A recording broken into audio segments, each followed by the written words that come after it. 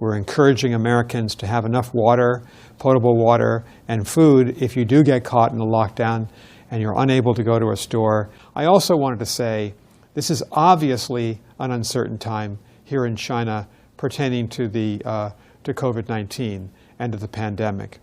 美国驻中国大使伯恩斯7日上午在推特发布影片，向美国公民再次提醒，应在中国住处准备好饮用水、粮食等物资，应对中共的封控。他指出，中国疫情目前处于一个很不确定的时刻。美国大使馆提供7天24小时的联系管道，社群平台也会在紧急状况发生时提供讯息。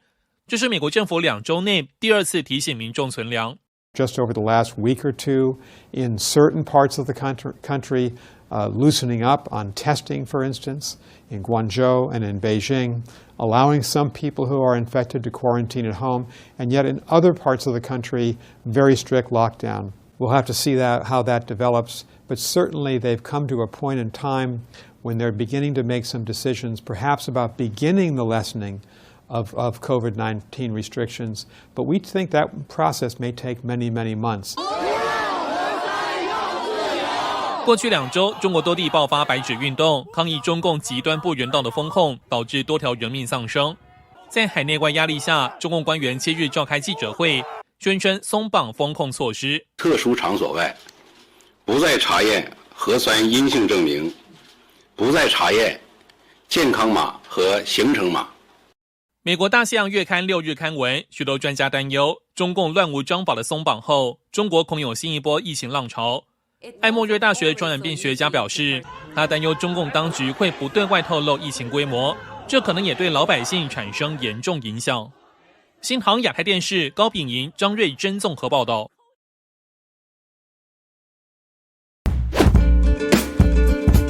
Elite Peking University student Lin Lao is among more than 2.6 million people registered for the National Civil Service exam.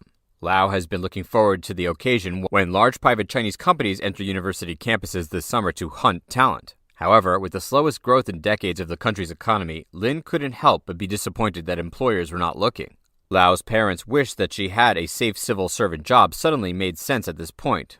Lao said, "At this time last year, I saw that my classmates had received offers from big companies, but then the fate of these same companies was also uncertain. Even as cash shortages in some cities have led to pay cuts for civil servants, these jobs are still receiving record interest from young Chinese this year." According to information from the state media, there are 37,000 vacancies at the central government level and tens of thousands of vacancies at the provincial and city levels. According to Xinhua News Agency, some positions as many as 6,000 candidates applying, and the average match rate of this year's civil service exam is 1 in 70. Private companies in this technology, finance, or tutoring sectors are laying off tens of thousands of people. The youth unemployment rate hit a record 20%. Meanwhile, the number of students expected to graduate next year is unprecedented, 11.6 million students, equivalent to the population of Belgium. Alicia Garcia Herrero, chief economist for Asia Pacific at Natixis, said that demand for civil service jobs has increased. The reasons are obvious: the negative sentiment, the fear of the future. Young Chinese people have commented on social media, calling civil service jobs the safest position in a volatile environment like today. Also, according to Reuters, families in China feel very proud when their children secure positions in the state. These jobs have an income of about $14,000 per year, which can be 3 to 4 times larger if working in large coastal cities. This amount is often much higher than the salary received in private companies. Along with that, civil servants often have other benefits, such as housing. By 2021, SEMP reported a posting at the town government could be paid $23,000 a year or more. Full-time employees of a district department in Shenzhen can earn an annual salary of more than $44,000. According to the National Bureau of Statistics, China's annual per capita income reached 32,189 yuan, or $4,656 in 2020, making positions as civil servants popular. Chen, a 25-year-old student in Guangzhou, is aware of the pay cut and other restrictions, but insists a state job is her best option. She spends 6 to 8 hours a day preparing for the exam. The current state of the job market certainly adds to my desire to become a civil servant. However, due to a surge in protests at the end of November, the civil service exam scheduled for December 3rd to the 4th was delayed. A new exam schedule has not yet been announced, creating even more stress for those seeking a position.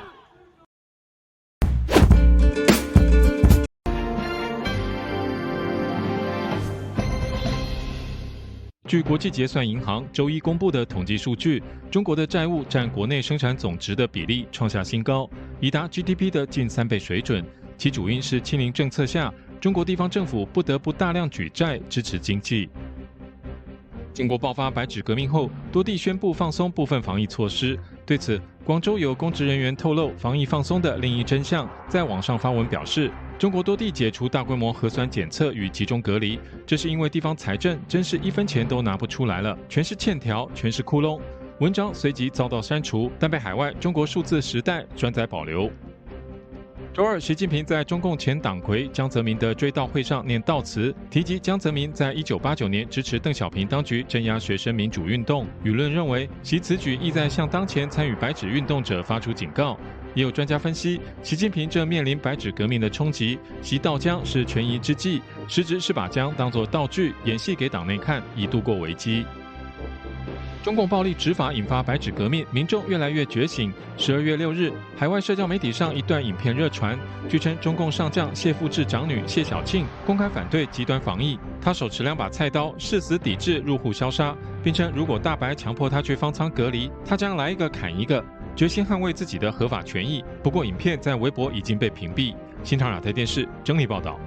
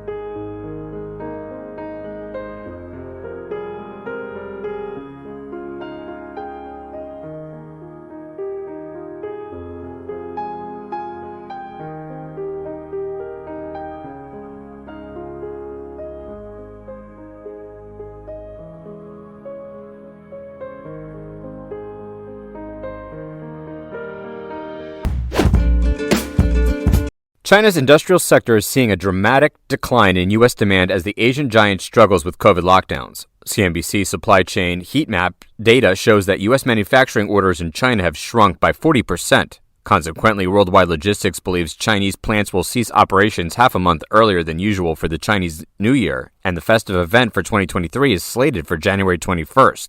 Worldwide Logistics CEO Joe Monahan said many of the manufacturers will be closed in early January for the holiday, which is much earlier than last year. Tracking of blank sailings or canceled sailings reveals that the trans-Pacific vessel capacity from China is reducing rapidly. According to CNBC, nearly half of the U.S. West Coast services unprovided by the 2M alliance between Maersk and MSC have been canceled for December. Up until Chinese New Year, the combined vessel capacity of the Ocean Alliance, the THE Alliance, has been reduced by 40 to 50%. The Ocean Alliance included France's CMA CGM, China's COSCO Shipping, OOCL, and Taiwan's Evergreen.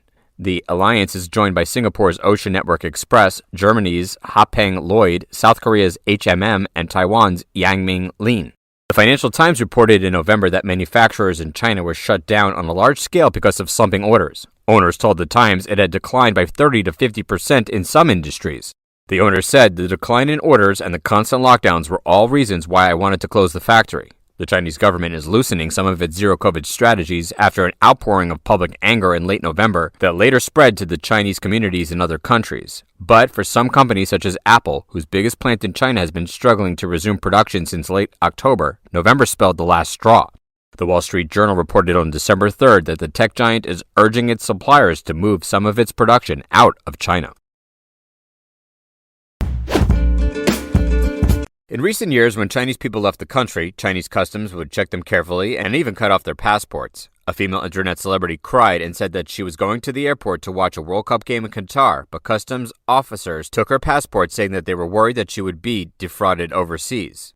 Wei Wei is an internet star from Hunan province with more than 1 million followers. In a recent live broadcast, she boasted to her fans that she was going to travel abroad soon.